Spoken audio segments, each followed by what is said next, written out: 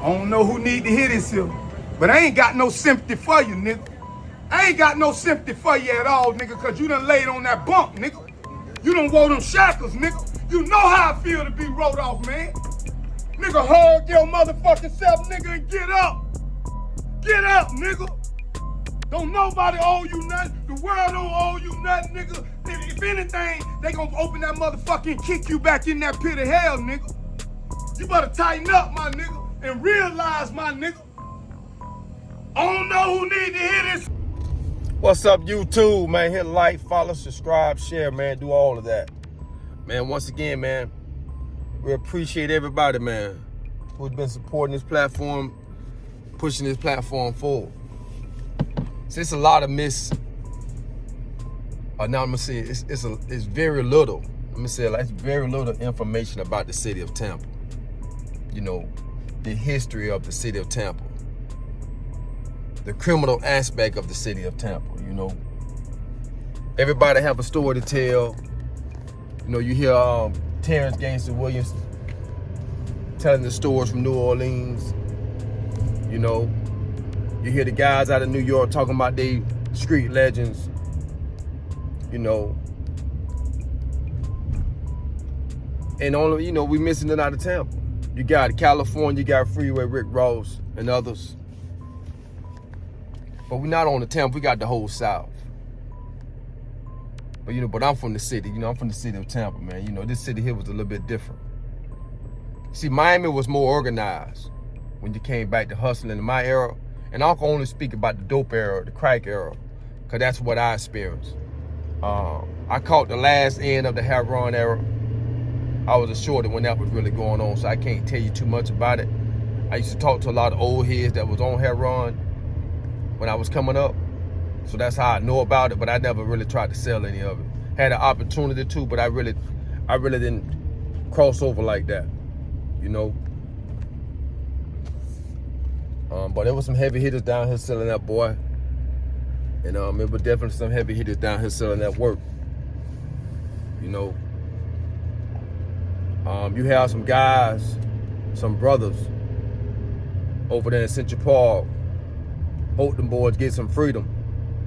The Ford boys. One of them, I think two of the brothers still got a life sentence. Right now to the day. I could be wrong, but I think one of them two of them brothers still got a life sentence, man. Hope them boys get some justice and be able to get up out of there. Tony Ford out of Central Park, that's one of them. I know that for sure. Man, houses, cars, dogs, money, you feel me? Doing this thing, young nigga too. That's what we call them shit.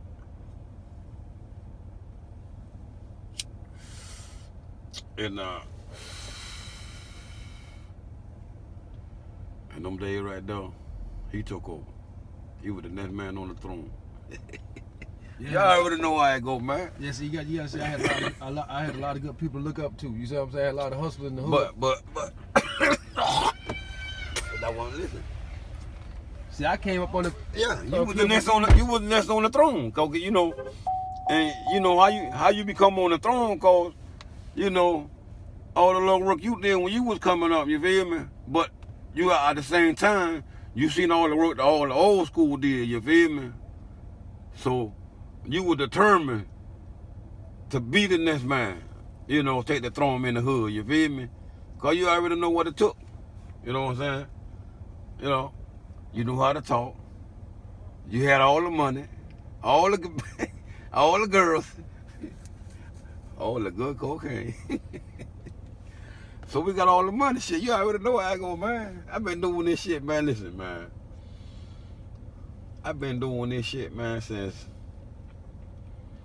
1977, 1978, dog. You feel me? I was a legit then. I wasn't shit. You know what I'm saying? You know, I still keep my throne, you feel me? Mm-hmm. But we always got to get the next man his shot at it, you feel me? And that's how you became. You became the next man, nigga. We got to give him a try. Shit, he done did everything right. Let's do what time it is. Let's reward him. And man, you took off. You took off, dog. Just like we expected, that's why you took over. But that shit got fucked up, you feel me? Motherfucker want to tell on the bitch and shit. You know how that shit go back. Oh, you know. Ain't, you know. Hey, that's all I'm saying. Some niggas out of West Tampa, you know, were getting money back in the like early in the 80s, early 90s. Out of West Tampa. Yeah, or College Hill. Some nigga that you know personally. You know, a lot of niggas out of West Tampa. You know, I ain't really. You know how that. You know, they ever want to dress like they pretty boys and shit. You know what I'm saying? Which ain't nothing wrong with that. You feel me? But you know, they thought they were the toughest. You know, which until you show them. But they was some cool cat. You know what I'm saying? The my baby boy, you hear me? God damn, man. Them boy probably still doing something. Well, I'm just shit crazy, man. Yeah, them Marbury boy back in the day, man, they were doing their thing, man. Yeah. They were doing a thing on the west side, and they were doing a thing a little bit on the east side, but on like the Ponce de Leon and shit, like area like that there, you feel me? What about Central Park? You had another old school cat guys before my time. Like I said, I just heard about him. Guy named Sean, them out of Ponce de Leon. I think it was Jake and Sean, if I ain't mistaken. Jake and Sean, those were some old hitters right before that crack era came. When that crack came, man, you had a whole bunch of young guys stepping up to the plate. You know,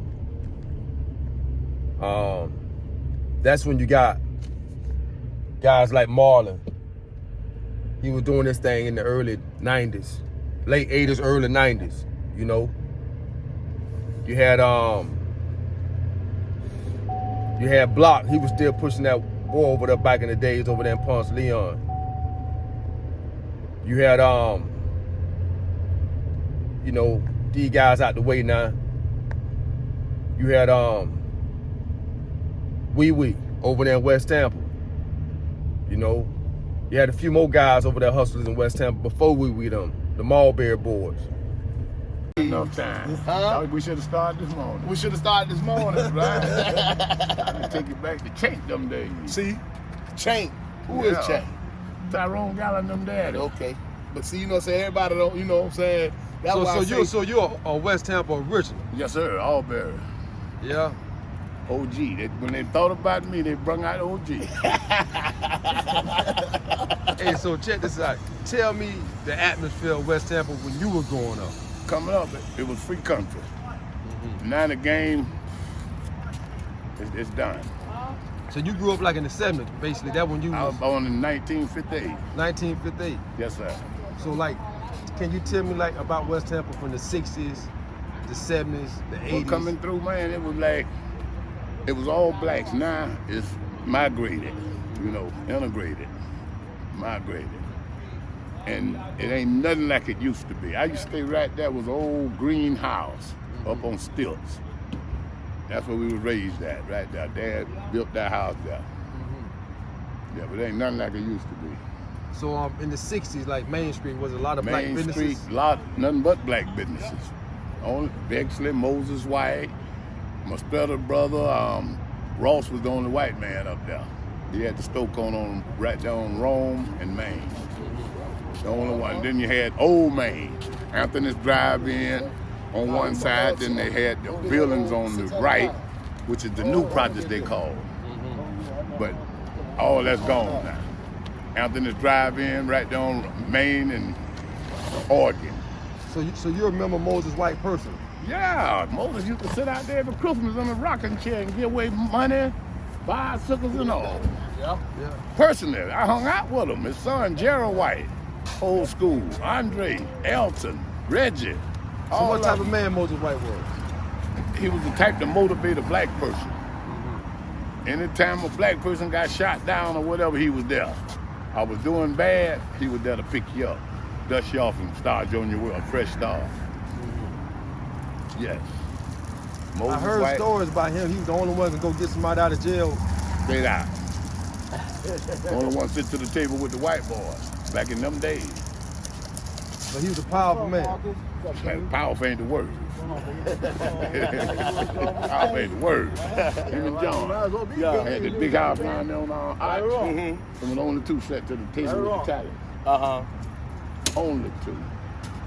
So the Italian mob was like heavy. They ruled Italians. Italians and Italians. They ruled. That's that, you know what I'm saying? That This used to be a cigar factory right now, what you think of school. That was a cigar factory. And that was owned by the mafia. Owned by any one of them, the Italians and the mob, they were together. But if a brother had needed a few dollars, that's where he had to go make it at, unloading tobacco. See, that's what I'm saying, you know what I'm saying? See, he can give you more of the farther back than we can because, you know, he old as hell. So You kiss old ass. You get shitted drunk. That's what you do. The main hustle up there, like in West Tampa during the 70s. In the 70s, like Jerome Darby, Shank again. Mr. Bexley was the police, him and Oscar. That's who ran the chicken joint there. The police was over in St. Peter and they moved over him. But Jerome Darby, shit, I almost got half of what I know.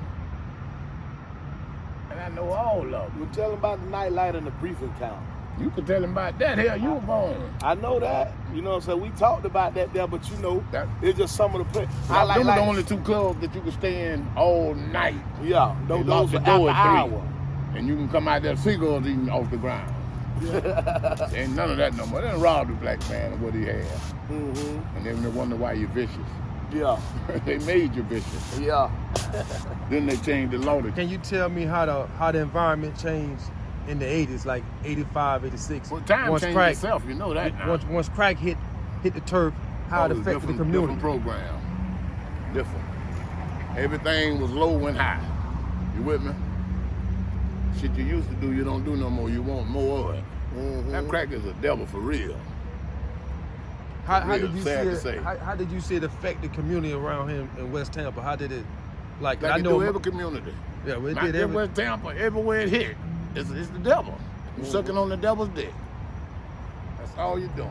And I mean, you know what I'm saying? You seen, I know, I can say this here, from me born in the 70s, I remember once upon a time, you know, I know over in West Tampa, we stayed in Butler Coat. Christmas time come, you know, nobody shut their doors. Everybody had their door There open. wasn't no such thing as locking doors. Because it wasn't nobody, you ain't had to worry about nobody just running in your house and all that old kind of stuff. I felt togetherness. I was able to see what it meant about black people being together. Because, you know, back then, I growing up in the 70s, and man, you know, you come home from school, your mom and dad working, neighbor come in and say, hey man, come on over here, take a shower, eat, get your homework. So when your mom and dad them come home and later, you don't need nothing. They're gonna tell her, hey, you not 80, nothing, took a shower, did a homework, all they need to do is get ready for bed. When that changed, you know what I'm saying, when crack hit, as far as my memory, you know, it took the parents, it took the mother and the fathers out of the household. And you know, it was a And deterioration. crack wasn't prejudiced. No, it wasn't. The whole family, grandma was smoking. Yeah, you know what I'm saying? And it's just, I seen it where it just started, you know, back then the projects was our homes. We didn't look at it as, oh, we living in the projects. We was proud that, hey man, because everybody had, the grass was cut neat, you know, curtains up to the window, no torn up screens, and you know what I'm saying, if your ball went in Mr. Rudolph's yard, you can't just go up there on Mr. Rudolph's yard, you know what I'm saying? You gotta go knock on that door. Hey, Mr. Rudolph, my ball on your yard, can I get it? See, all that there changed. All that changed. It wasn't no more unity as far as a village raising kids. It was no longer that. That drug there took over all of that. The respect level was the respect level was gone after that. You know what I'm saying? And it just from there, man, it just went downhill. And you know, you watch people that you know, that went to work every day and all that old kind of stuff, man. And it just, you see them start deteriorating, getting small, don't care about themselves, don't care about the the community no more. It was all about just money, getting high. You know what I'm saying? And it really destroyed every black neighborhood it hit. You know what I'm saying? But I'm talking over him where I was able to see the togetherness as black people were and the respect level. But then all of a sudden, man, all that left. Right. All that left. You know, you had Jackson Heights. You had some hitters out of Jackson Heights. Had a lot of work. You know, but what made Tampa a little different was Tampa was a renegade city. And it always been like that, even back during the mob times. Required Dean Martin's restaurant to sever your connection with them because of your record as having been a convicted felon. I refuse to answer the questions on the grounds of may tend to incriminate. I asked you whether or not you are the head of the mafia organization in the Tampa, Florida area. I refuse to answer that question on the grounds that the answer may tend to incriminate me in violation of my constitutional rights.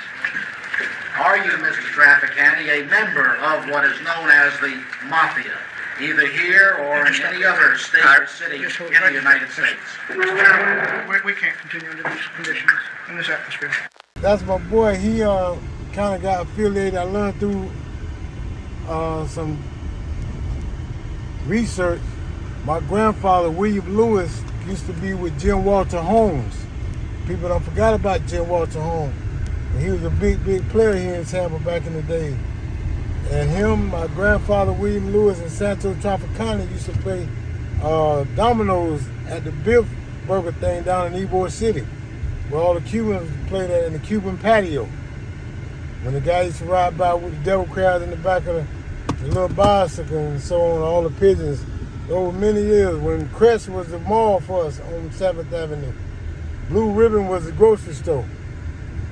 El Goyo and the rest of those Lawman Furniture, all of them was a part of our community. That was our life. That was our mall. Now, who was Santo Trafficante? People don't realize that Santo Trafficante actually started his enterprise here in Tampa. He was the biggest mob boss that ever lived, that never got caught.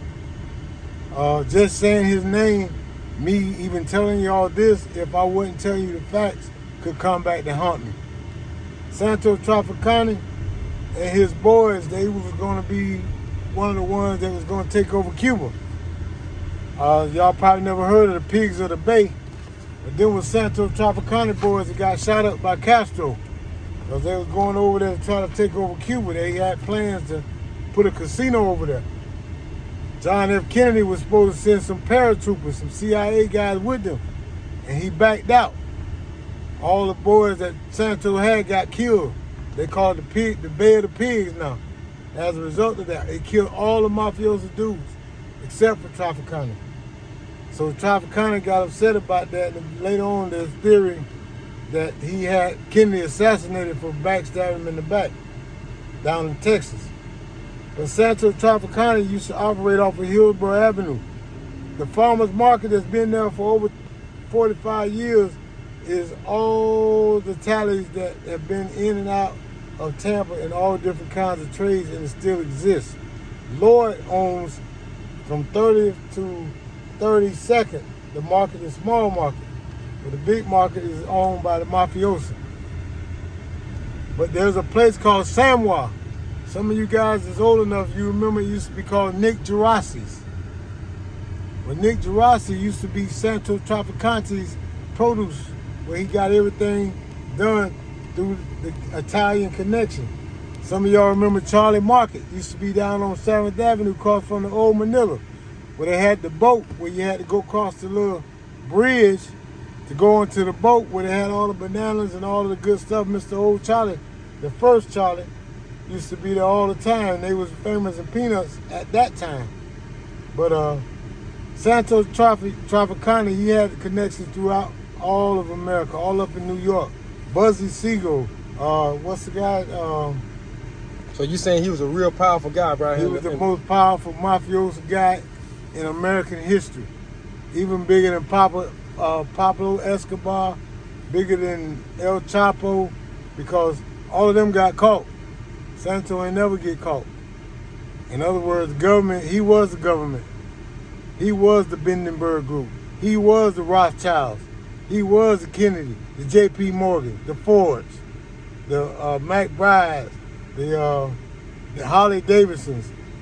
Santo Trafficante, if you look at any archives, after you read the first 3-4 pages, you'll understand exactly how much power this man had. Originally from Tampa. So, me growing up as a youngster, I kind of knew about it, but you know what I'm saying? I never wanted to be an Italian. One time I wanted to be a dread, but never an Italian. So, it always been a renegade city, meaning a city where it's really no rules. It ain't nobody got spots. I mean, I only seen a couple of people had spots where only a certain people was allowed to sell work on that corner or that block. But other than that, man, if you had some cousins, you were from say you weren't from West Tampa, but you got cousins in West Tampa and used to grow up over there and play football with some of them jits from West Tampa coming up, shit, you could go over there in West Tampa and sell some work. They know you over there. You know what I'm saying? It was like, it wasn't set up like Miami. Miami was totally different. And what I'm gonna do, I'm gonna get my homeboy Vel on the line and see can I get him to break it down how different it was when it came down to selling work in Miami compared to selling work in Tampa. And that's why you had situations where you had guys that came from Miami and put down.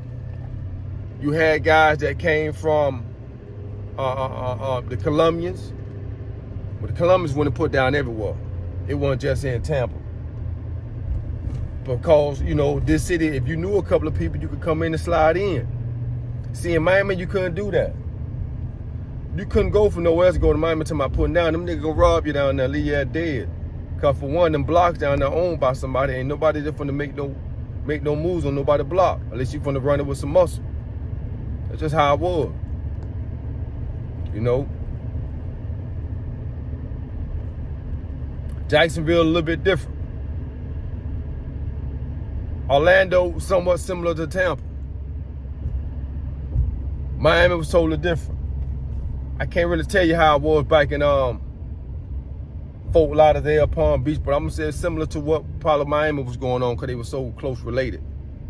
St. Pete, in St. Pete they had traps. St. Pete they used to hustle in the alleys. See, back in the days, you go through St. Pete, you don't see a lot of dudes hanging on the corner. They're in the alleys. And that's what made St. Pete so dangerous.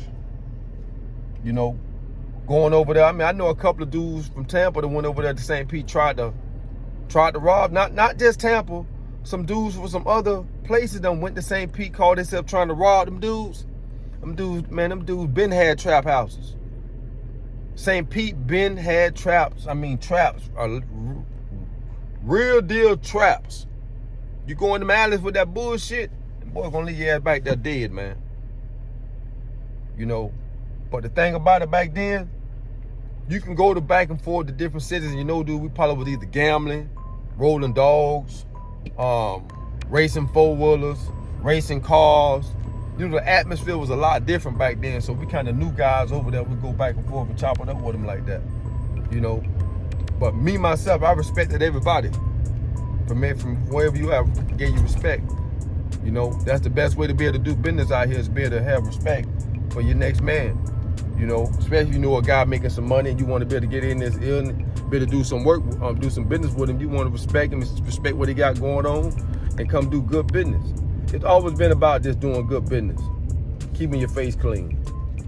You know, doing good business and keeping your face clean will get you a long way out there in the streets. You know, but that's just a little something about my city, man. You know, Tampa. And I went over there, I bounced around St. Pete. Clearwater the same way. If you knew a couple of, you know, it wasn't that organized, man, you know. But Miami definitely was, you couldn't do that. Matter of fact, let me get somebody on the phone. Let me see, can I get somebody on the phone? I don't know who need to hear this here, but I ain't got no sympathy for you, nigga. I ain't got no sympathy for you at all, nigga, cause you done laid on that bump, nigga. You done wore them shackles, nigga. You know how I feel to be wrote off, man. Nigga, hug your motherfucking self, nigga, and get up. Get up, nigga. Don't nobody owe you nothing. The world don't owe you nothing, nigga. If anything, they gonna open that motherfucker and kick you back in that pit of hell, nigga. You better tighten up, my nigga, and realize, my nigga. I don't know who need to hear this